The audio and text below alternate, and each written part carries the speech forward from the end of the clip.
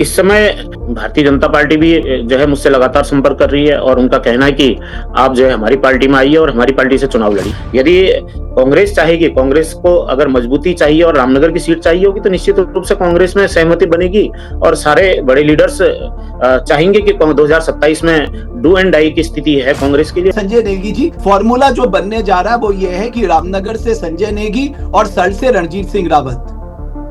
जी, अगर कांग्रेस चाहती है कि कांग्रेस सत्ता में आए तो रंजीत रावत जी से बात करनी चाहिए। रंजीत रावत जी का जो दो बार पूर्व विधायक रहे हैं वहां पे, दो बार विधायक रहे हैं, उनको समझाया जाए।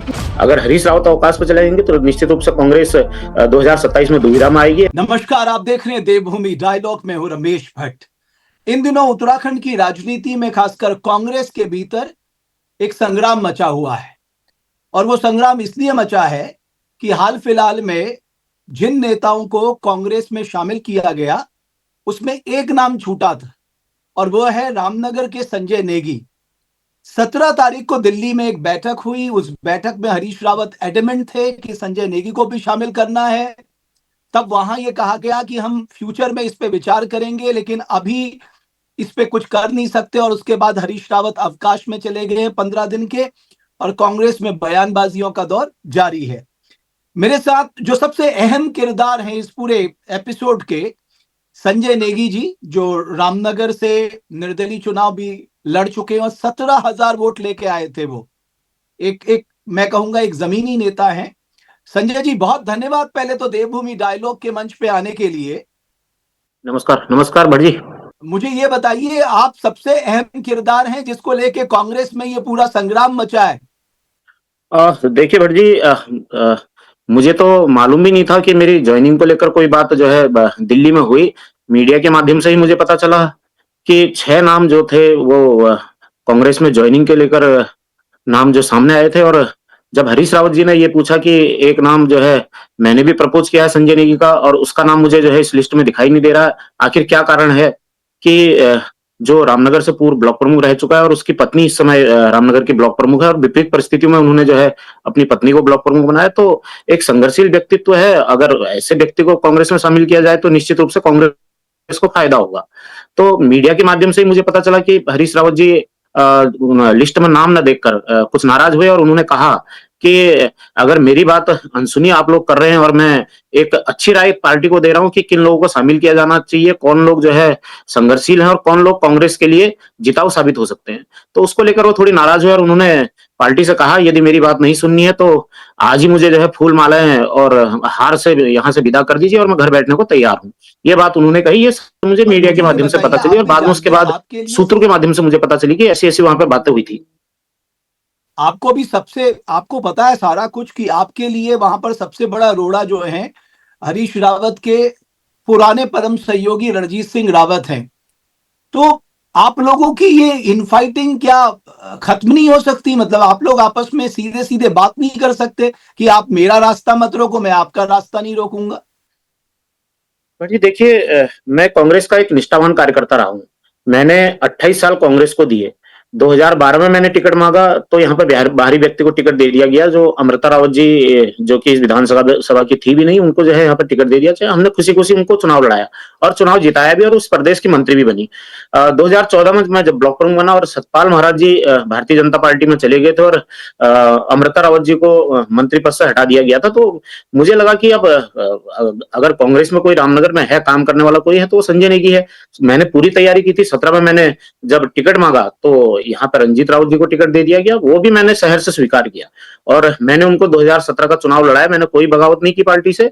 2017 को वो चुनाव हार गए, लगभग 9,000 वोटों से यहाँ पर चुनाव हारे। उसके बावजूद भी पार्टी के लिए हम काम करते रहे और 2022 में मैंने ये सोचा था कि पार्टी मुझे इस बार मेरी जो पार्टी के लिए ईमानदारी है, कर्मठता है, मैंने 28 साल पार्टी के लिए काम किया है और मैंने लगभग डंडे झंडे धरने प्रदर्शन भारतीय जनता पार्टी के कुनीतियों के खिलाफ जो है मैंने धरने प्रदर्शन किए। 2022 में मुझे अवश्य जो है पार्टी यहाँ पर टिकट देगी।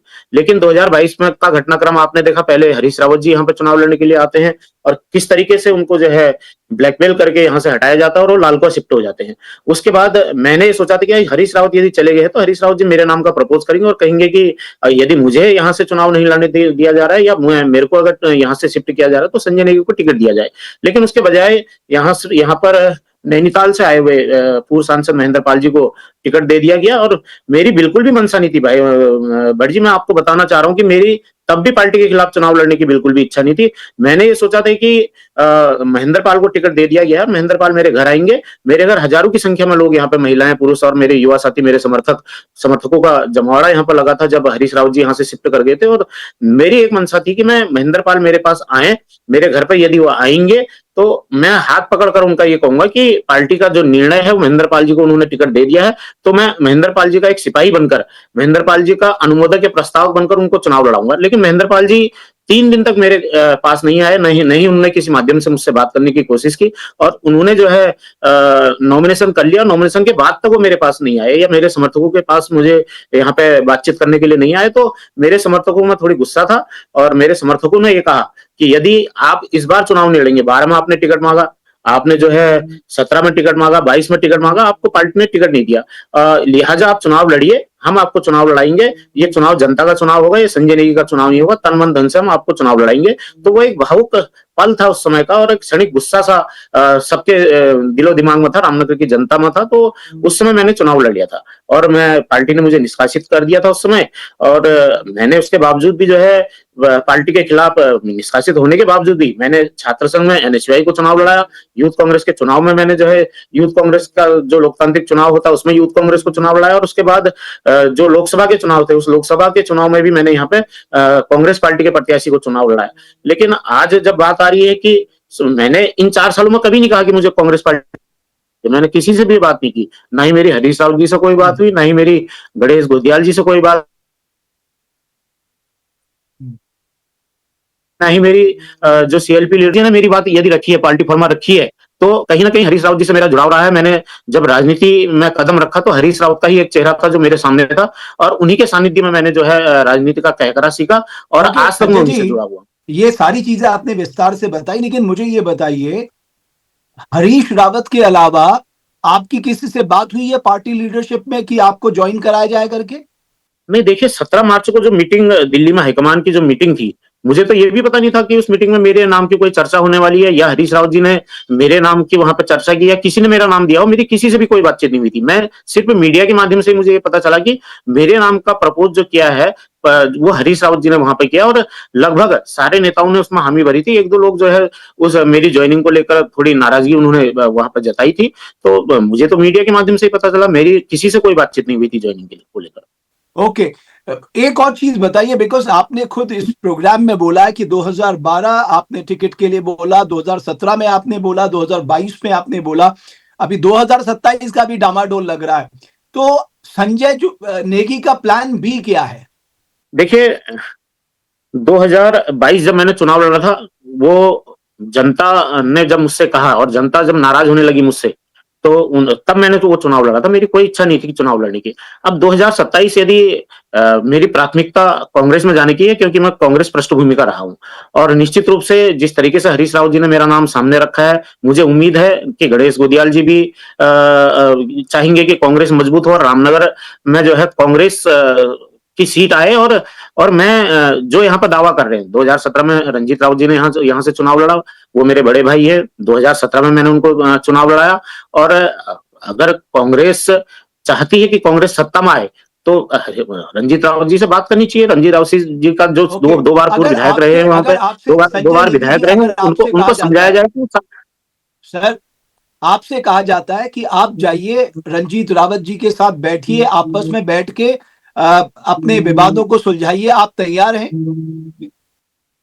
देखिए 2017 में भी तो यही माहौल था, इससे तल्ख माहौल था 2017 में, लेकिन बैठे ना हम लोग, रंजीत रावत जी और हम बैठे। रंजीत रावत जी मेरे घर आए, उन्होंने बातचीत की मुझसे और उन्होंने कहा कि राजनीति में आगे, कांग्रेस की राजनीति में यदि हमारी सरकार आती है तो निश्चित रूप से आपको एडजस्टमेंट किया जाएगा, आपको एडजस्ट किया जाएगा कांग्रेस में।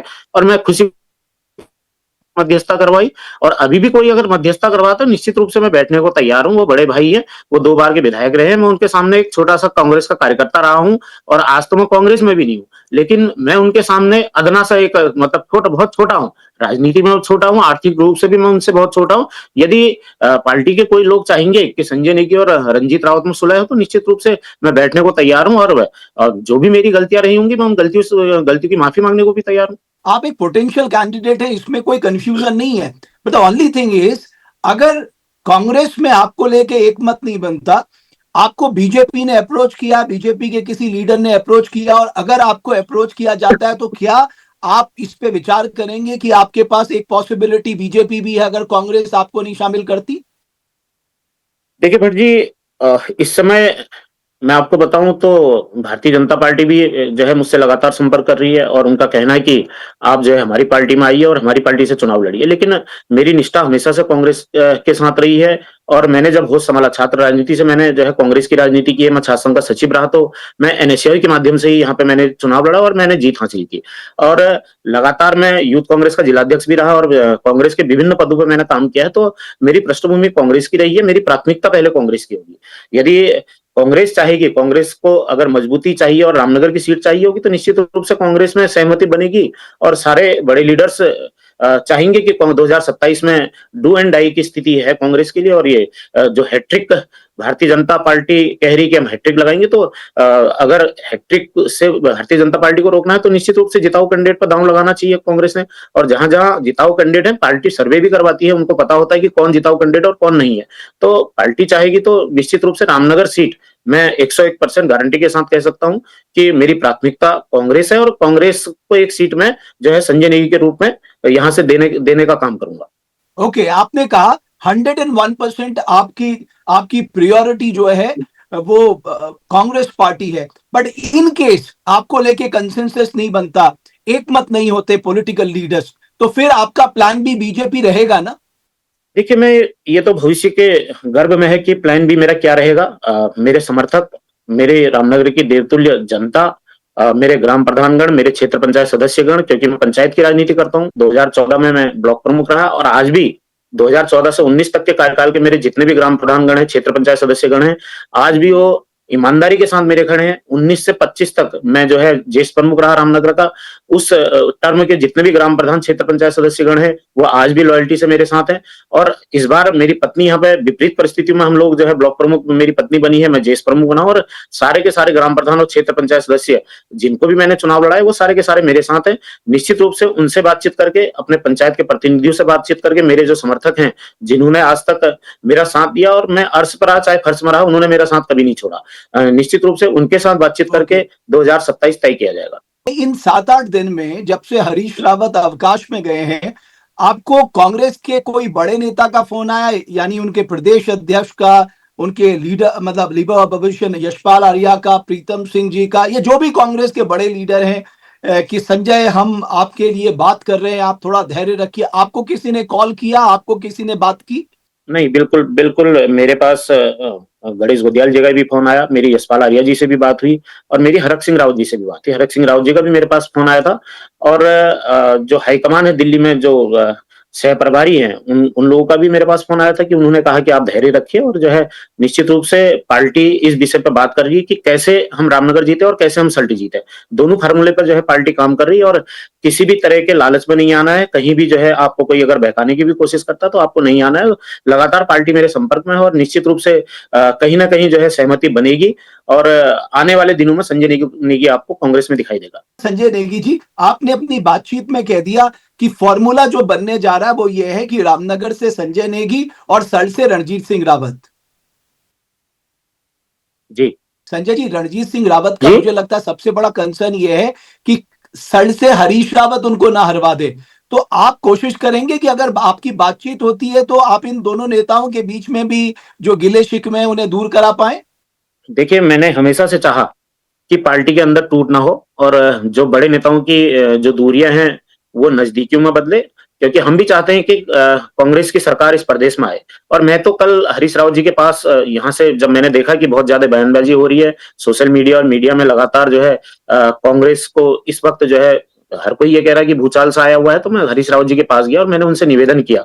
मैंने उनसे विनम्रतापूर्वक आग्रह किया, हाथ जोड़कर उनसे मैंने ये कहा कि यदि आपकी पार्टी में मेरी वजह से कहीं अगर जो है कटुता आ रही है और मेरे नाम पर सहमति नहीं बन रही, तो ये बातें छोड़ दीजिए आप, संजय नेगी की जॉइनिंग होगी या नहीं होगी, संजय नेगी अपना रास्ता स्वयं देख लेगा। मैं आपसे निवेदन करने आया हूँ कि आप अपना अवकाश तोड़िए और जिस तरीके से आपने 60 वर्ष कांग्रेस को दिए हैं और जिस तरीके से आप कांग्रेस के लिए काम करते हैं, आप धरने प्रदर्शन करते हैं, जो भारतीय जनता पार्टी की जनविरोधी नीतियां हैं उनके खिलाफ आप कभी मौन उपवास करते हैं, कभी उपवास पे बैठ जाते हैं, कभी अनशन पे बैठ जाते हैं, कभी जो है धरना प्रदर्शन करते हैं, कभी चक्का जाम करते हैं। तो आज 7-8 दिन हो गए हैं आपको, और कांग्रेस निश्चित रूप से अगर हरीश रावत अवकाश पे चले जाएंगे तो निश्चित रूप से कांग्रेस 2027 में दुविधा में आएगी। यदि कांग्रेस ने चूक करी तो मैं यही बात उनसे कह के आया हूं, और मैं सारी बातें उनके सामने रख के आया हूं। मैं उनसे कहा है कि मेरी ज्वाइनिंग में अगर कोई दिक्कत आ रही है तो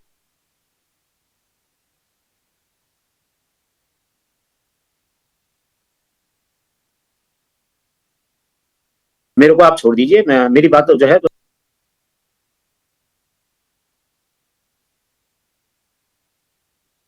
ठीक है, ठीक है संजय जी, मैं आपको बहुत धन्यवाद करता हूं, आप देवभूमि डायलॉग के मंच पे आए।